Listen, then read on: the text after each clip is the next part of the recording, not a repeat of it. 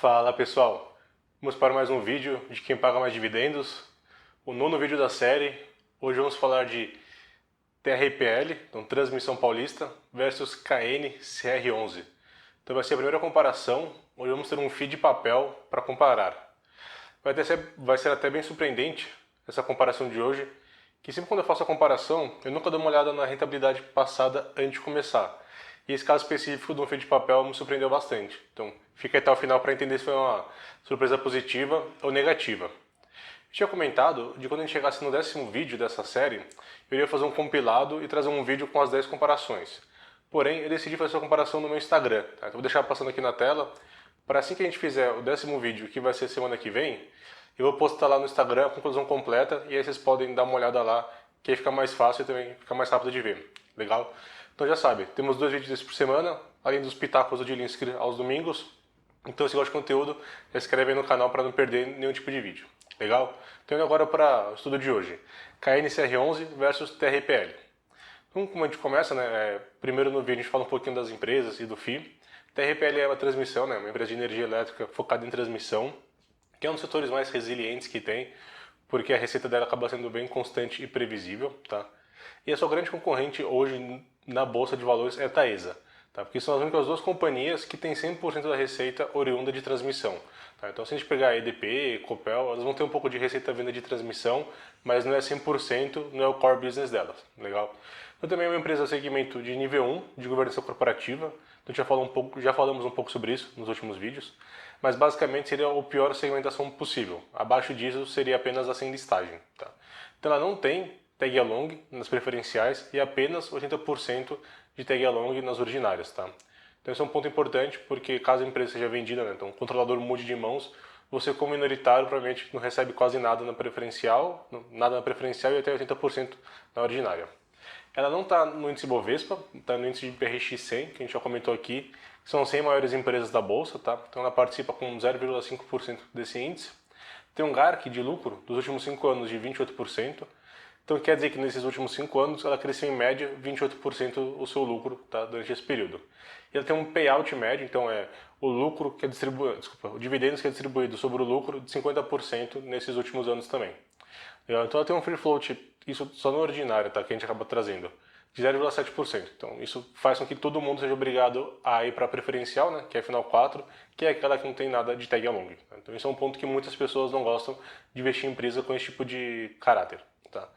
Agora falando um pouco do FII, ele é um FII de papel, né? Então diferentemente dos outros FIIs que a gente traz, a ABL, né, a Arbitragem Local, a Poupança Financeira, etc., ele é um FII que não vai ter nada disso, porque simplesmente ele compra CRIs ou LCs dentro do fundo, ou até tem a caixa, que é a letra do tesouro, tá? Então hoje ele representa quase 5% do IFIX, tá? Então é o maior fundo de papel que existe hoje na bolsa, tá? Seus principais concorrentes é o KNPI 11, tá? Que é outro FII da Quineia. E nós temos o Iridium 11, né? IRDM 11 e o HGCR 11, que é da Rending Grifo, tá? Então hoje você consegue ver aqui pelo lado direito do gráfico dos gráficos de pizza, basicamente 92% dos papéis que está atrelado é em percentual do CDI, tá? Quase tudo está alocado em CRI, então 99,2%, e muito focado em CRIs de lajes corporativas e shopping center. Tá? Então esses são da onde vem esse recebível, tá? De laje corporativa e shopping center, e muito focado em CRI em percentuais do CDI. Tá? Então não são aqueles CRIs que são em percentuais de IPCA, nada disso. Então é alguma coisa do CDI. Tá?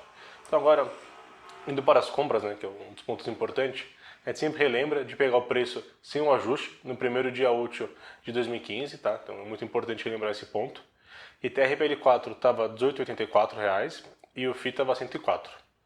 E fez isso quando nós comprássemos 2.457 ações, tá? E 961 cotas do FII. A gente sempre lembra que a gente compra fracionário mesmo e isso considera corretagem, tá? Estamos usando como corretagem zero. Que a gente coloca aqui no primeiro dia útil de 2015, a gente compra R$ 100 mil, tá? Então essa é a base do nosso estudo, comprar R$ 100 mil no dia 1º de janeiro de 2015. Passando um pouco dos eventos societários, TRPL teve um split de 1 para 4, tá?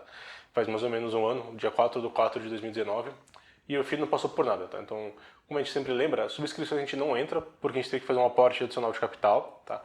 A gente só participa de subscrição, de bonificação ou de split ou implit, tá? Então, no caso, a gente só teve split de TRPL 4. Então agora indo para as conclusões, que são os pontos mais importantes.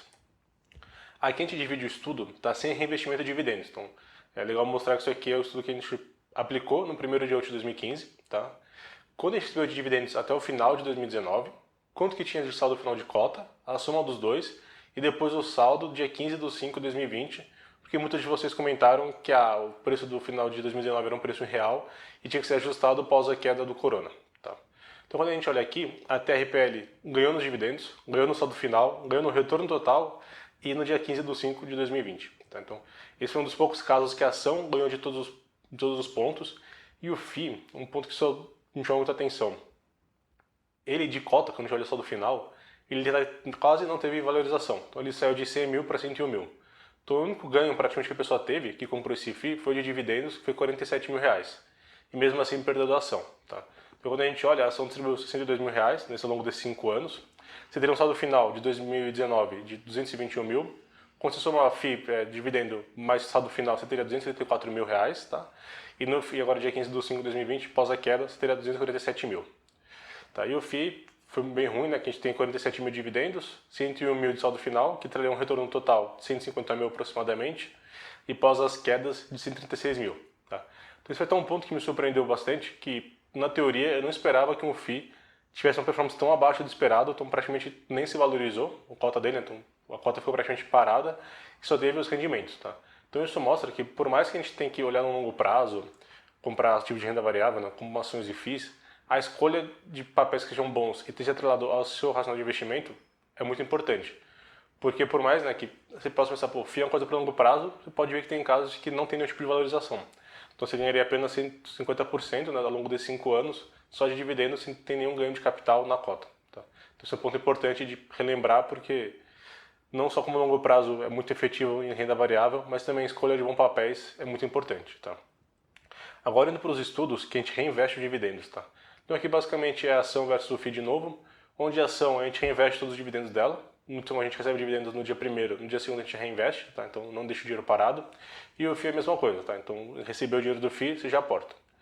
A gente pode ver uma diferença muito grande, né? Pelo ser um FII de papel, o que eu vou falar é meio baboseira, mas assim, parece um fundo de renda fixa, né? Porque é uma subida bem constante e só ali em março que acabou tendo a queda, tá? Assim, FII não é algo que seja de renda fixa para você deixar suas reservas de emergência, mas essa volatilidade passada desse FII foi muito baixa, mas também não trouxe quase retorno nenhum, então só teve retorno dos dividendos. Isso também está atrelado por ser um FII em percentual do CDI. Tá? Já a ação, né, já a ação teve uma volatilidade bem forte, então oscilações de preços bem altas, tá? Mas também conseguiu trazer um retorno melhor. Então a gente consegue ver também que aportes constantes na ação trouxe um retorno melhor do que se não tivesse feito nada, e no FII a mesma coisa, né? Porque você acabava investindo aquele dinheiro, por mais que a cota não se valorizou muito, fazia com que você recebesse mais dividendos lá na frente, porque você tinha mais cotas desse mesmo FII. Agora indo para a carteira 50/50, que é basicamente o quê? Lá no 1º de janeiro de 2015, você comprou 50 mil do FII e 50 mil da ação, tá? E aí cada vez que você recebeu dividendo, você aportava para aquele que ficou mais para trás. Então se a ação subiu mais, você aportava no FII e vice-versa, tá? Então aqui você aportava sempre no ativo que ficou para trás. A gente consegue ver, né, que a gente teve uma boa valorização, mas é um estudo que acaba ficando um pouco sem sentido porque o FII Cost não se desvalorizou. O único efeito que ele trouxe aqui para a carteira foi basicamente de diminuir a volatilidade, ou diminuir o risco.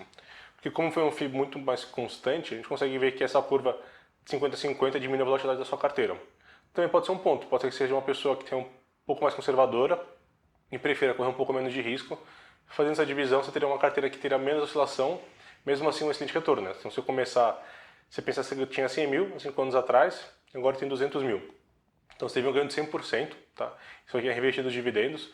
Então você teve um ganho de 100% com uma baixa volatilidade. Então tirando a questão do corona, que a gente teve agora, que foi uma crise muito forte no mercado financeiro, você não teve nenhuma oscilação brusca nessa sua carteira.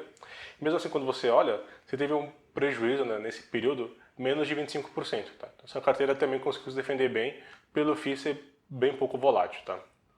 E agora, é um ponto importante legal que a gente gosta de mostrar, né, a evolução de dividendos daquela carteira 50/50.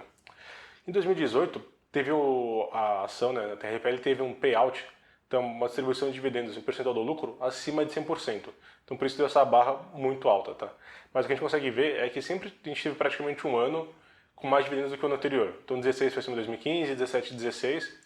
Só de 19 para 2018 que não teve essa evolução, né? Porque 2018 foi um ano atípico. Mas quando a gente olha 19 versus 2017, teve essa evolução, então é um ponto legal, tá? Então por último gráfico, é aquele que a gente compara quando a gente aporta R$1.000 por mês.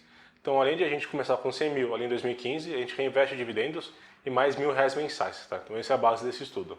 Consegue ver que o FII, né, teve uma valorização bem em linha reta praticamente, né? Porque você reinvestiu os dividendos e aportava mais do seu próprio capital, tá? E isso você consegue olhar aqui a barra amarela e a linha amarela, os dois são referentes ao FII, tá?